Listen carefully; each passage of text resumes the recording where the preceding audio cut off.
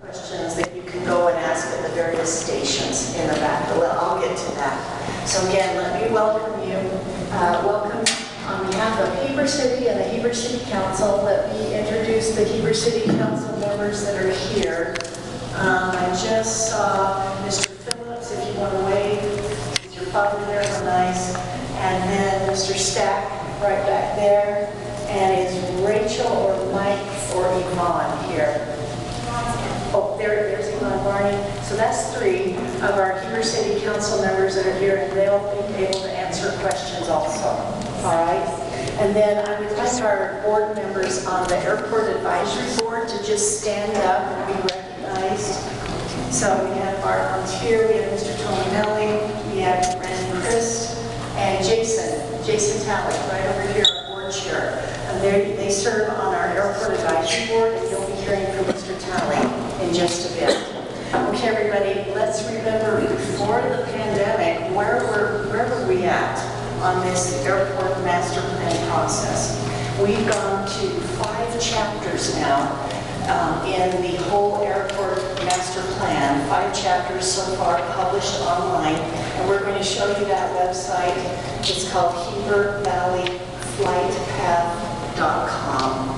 And all of the materials that we're looking at tonight and showing you are supposed to be posted tonight on that website. So we're going to be having public comment forms in the back that you can fill out while you're here, or you can go to the website and you can put public comments in there. I'll come back to that, okay? But let's just go back in time. We started this before the pandemic, and then the pandemic happened.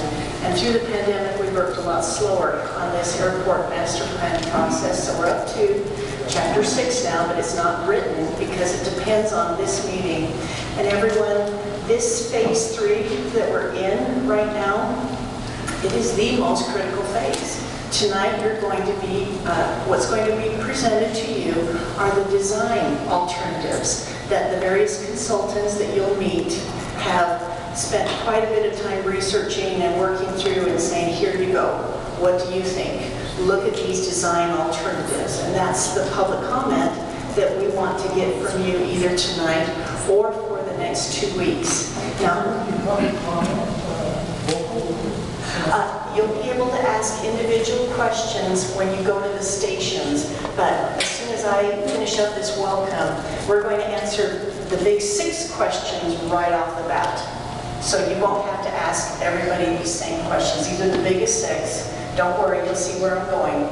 Just hang on, but then you'll be able to ask other individual questions, because we've been debating about the big 6 questions, I think for a year now, and there's a lot of different opinions on the big 6 questions. You'll see. And when, as far as you being able to ask questions, coming to the podium and talking. That's not for this meeting, but you should be able to do it. And again, I'm sorry, I would love to have you come up and do it. We can have all of you ask questions, but sir, what they're going to do at these different stations is they're going to take your comments there, plus you can submit your own comments, and then all of this report is going to be filed. So let me give you the timeline on this.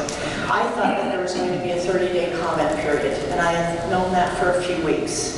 But just this afternoon, the city manager has told me that it's a 2-week comment period that's been changed now. So supposedly, the deadline for comments is Friday, October 7th, and you can either submit those on the website that I just told you about, or you can submit those to Travis Biggs, who is our airport manager. His information is going to be in these handouts that you are going to receive. All right, yes, sir? Part of public comments are comments. I understand. And opinions, and not questions. So part of being a citizen here is okay, let me finish. Expressing an opinion let me finish. Rather than a comment or a question. Sir, I think you know where I'm coming from and what I campaigned on last year. Yeah. And I haven't changed my opinion on that.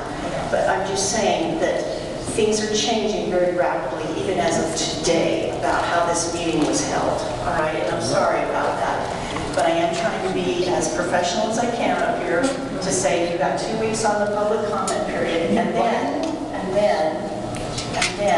all of the public comments are going to go to the city council likely on October 18th, and that is going to be where public comments will also be taken. So you can come to our city council meeting. You can also come to our city council meeting on October 18th. Now, if that changes, I'll let you know. And it's going to be posted, and I'll get it in the city newsletter, and we'll get it out on, all of the different parts that the emails and social media that the city does. Okay, one more question, and then we've got to move on. However, the end of the official comment period is the 8th. 7th. So we drive into your city council maybe the 18th. 18th. It's not even an official comment to the record, the FAA, and they're supposed to get the city. Well, all of the comments are supposed to be gathered by the 7th and then given to the city council when they will consider these design alternatives. And it's very likely they So the could vote. expansion is happening, period. I'm sorry. The expansion is happening. You'll have to decide that yourself, sir, but I'm telling you, I really expected a 30-day comment period bare minimum, and I was told The that expansion it was is not. not on the side. I can't say to that. Well, it sounds like Sir, we're going to keep going, and you've got to get the big questions first. Okay, now, I know you all want to ask me more questions, but we really need to keep going in the meeting. I think you said there was going to be a comment thing here tonight that you could write a comment. That's what I just Yeah, said. we're just not going to be at the podium, which I'm good with. You That's can great. go back to these stations and you can give them all the public comment you want. In fact, everyone that can take public comments or that will take public comments that is here as our consultants, will you please raise your hands? Everyone that will take public comments from you. Do you see back here, over here? These are the ones that will take your public comments tonight, plus you can submit your own. no council. The council members will too, but they're not going to officially compile them. But you're welcome to talk with all of us, obviously. Okay, so are we good on the deadlines, everybody? October 7th, October 18th. You can submit them through paper here to the websites and the emails that you have on the handouts. Okay, one more, and then we're going I've got a question. Who made the decision from a 30-day to a 2-week. to a 2-week? Who made that decision? Matt Brower, Our city manager decided yes, he's 2 weeks. Usually he doesn't decide things unless he's got a majority behind him, but this was not, the public comment period was not discussed, to my knowledge, in the city council meetings. So here we are, everybody. So now I'm going to invite up 2 of our experts, Mr. Peter Kirsch and Mr. Kirk Kostanga. Come on up here, because we're going to explain the 6 biggest questions that we've been debating about to get one answer for everybody. And then we're going to move on with the program. And you'll see what I mean as soon as we have some. Please come up, sirs, and just shortly introduce yourselves. Good evening. My name is Kirk Kostanga. I'm with a company called Aeroflex Group Partners. We're working with the city on the master plan alternatives, and we're pleased to be here tonight. We really understand this is an emotional discussion for the city. I will assure you that we've spent months having lots of discussions with your council members, your commission. I'm grateful for your comments tonight. She's doing a great job as far as running this meeting and allowing public comment that will come. This isn't the last meeting. And what we want to do right now in this piece of the session is really address 6 topics right from the get-go.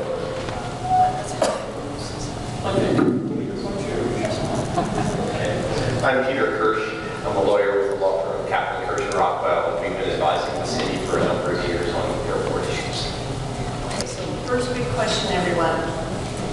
Will any of these design alternatives or what's being proposed tonight, is UDOT, let's go to UDOT first, is UDOT going to abandon or move Highway 189 in front of the airport? So UDOT has given no indication at all of any plan to relocate Highway 189. And the city and the airport have no jurisdiction to force that to happen. It's as simple as. But what about abandoning it so that somehow the airport can take over there? And the airport has no jurisdiction to do that, and there's no indication by UDOT that they're going to abandon or relocate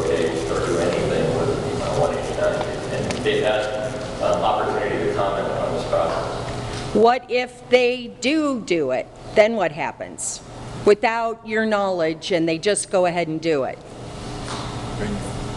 Okay, you can't hear us in the back? Okay, is that better? Okay. Maybe you should repeat. So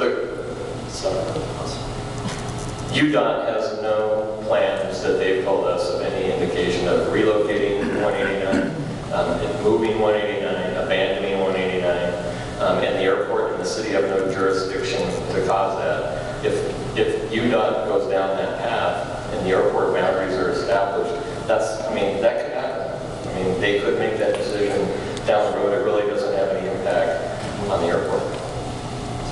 Are the citizens going to have any input in that? I guess is the question most people That would. would be a question for UDOT. Right, they Okay. have a totally separate process and a totally different timeline than this that they have told us. That's their official line. Anything else, Peter? Okay, next question. Who is liable for any accidents at the airport? Is it the airport or is it the pilot? I'm going to turn that over to Peter.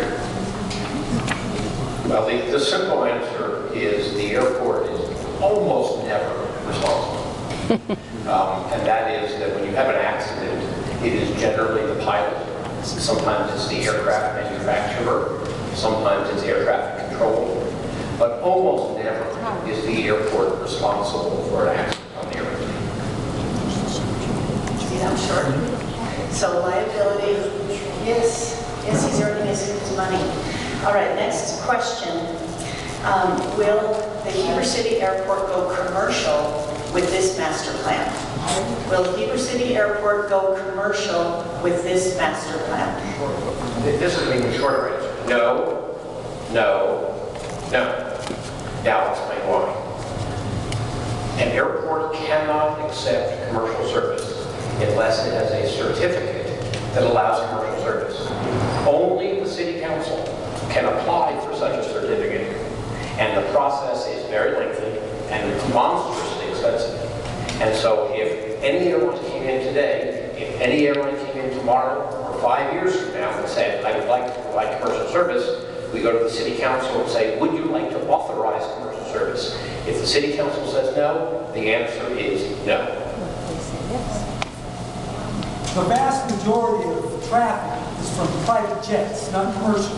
We're trying to answer the big questions right now that we've debated and debated. You know that, everybody. We've been debating these questions for a long time. There's been really strong opinions, but I wanted you to hear the facts from these experts, okay? Next question, here it comes, everybody.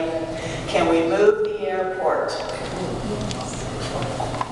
So one of the alternatives tonight is was consideration of moving the airport, and it's not a viable consideration. The cost, the time, the location, where it would go, it would be millions of dollars, and it just wasn't considered a viable option to do that. Anything else?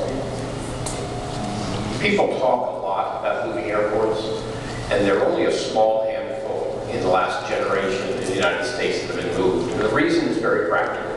You have to find a location. You have to find a community that wants the new location. And here's the big one. You have to find the money. Nobody wants them. And so if no one wants a new location, if no one's willing to pay for a new location, and if there isn't an obvious new location, there is simply not practical to talk about relocating the airport.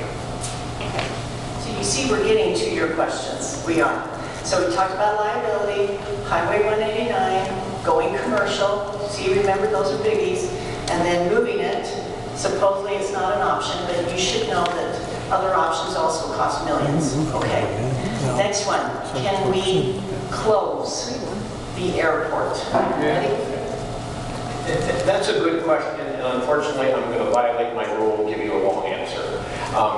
It's important to understand that there are lots of options. And one of the purposes of this study, one of the purposes of having you here today, is to be practical. Okay, there are options that we can talk about, and then we have to say, is that practical? Closing the airport is one that I would argue is probably not practical. It's possible, but it's not practical. Here's the answer. It is not part of the master plan study Because the master plan looks forward 20 years. What do we want to do with this airport for the next 20 years? Now here's the real kicker. If we want to close the airport, under federal law, the first time we can consider closing the airport is 20 years from today.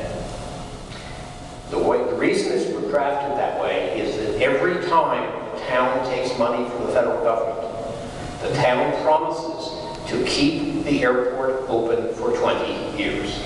So next year if you take money, it's 20 years from next year. The year after that, 20 years. Now, let's suppose, for example, that the mayor and the city council today decide we want to close the airport in 20 years. Fine, that's a decision.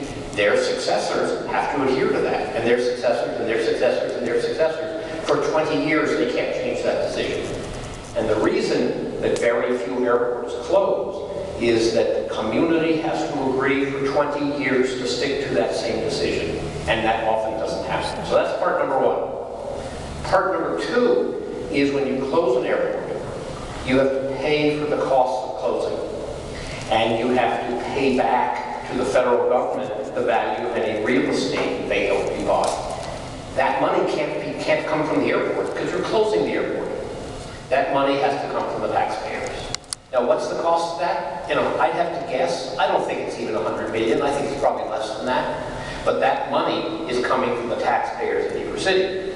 So the question back to you is it practical to think about closing the airport today? Are we willing to commit today in 20 years to close the airport?